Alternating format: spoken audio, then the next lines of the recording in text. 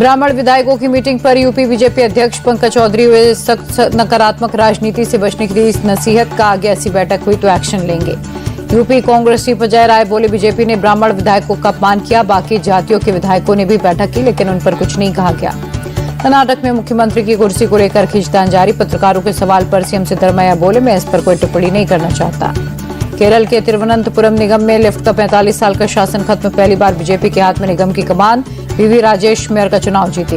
BMC चुनाव के लिए बीजेपी और शिवसेना शिंदे गुट में सीटों का बंटवारा फाइनल, सोर्सेस के मुताबिक बीजेपी 140 और शिंदे गुट 87 सीट पर लड़ेगा चुनाव। महाराष्ट्र के बुल्ढाना में नगर अध्यक्ष का चुनाव जीतने पर कांग्रेस नेता ने उड़ाई नोटों की गड्डी, सोशल मीडिया पर वीडियो वायरल।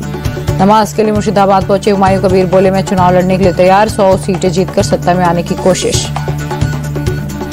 आरएलएम के 3 विधायकों के बागी होने की अटकलों पर उपेंद्र कुशवाहा की चुप्पी, पत्रकारों के सवाल को बार बार टाला, कहा आप लोगों को ऐसा दिखता होगा। जीतन राम मांझी को नीतीश सरकार के मंत्री और बेटे संतोष सुमन की नसीहत, का कोई नाराजगी है तो उचित मंच पर कहें, मीडिया में ऐसे बयान से परहेज होना चाहिए।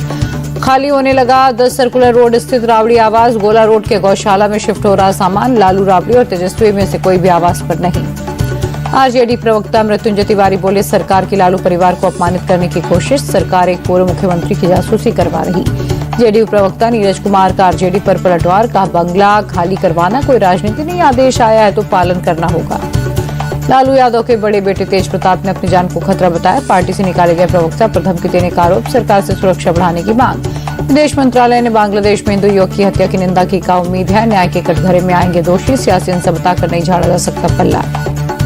विदेश मंत्रालय ने कहा, अंतरिम सरकार के कार्यकाल में अल्पसंख्यकों के खिलाफ 2900 से ज्यादा वारदात, कानून व्यवस्था और सुरक्षा के लिए सरकार जिम्मेदार।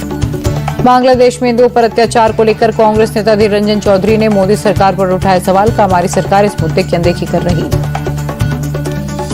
कांग्रेस नेता राशिद अल्वी बोले, बांग्लादेश में जो कुछ हो रहा वो गलत, धर्म के नाम पर लिंचिंग से ज्यादा घिनौनी बात और कुछ नहीं।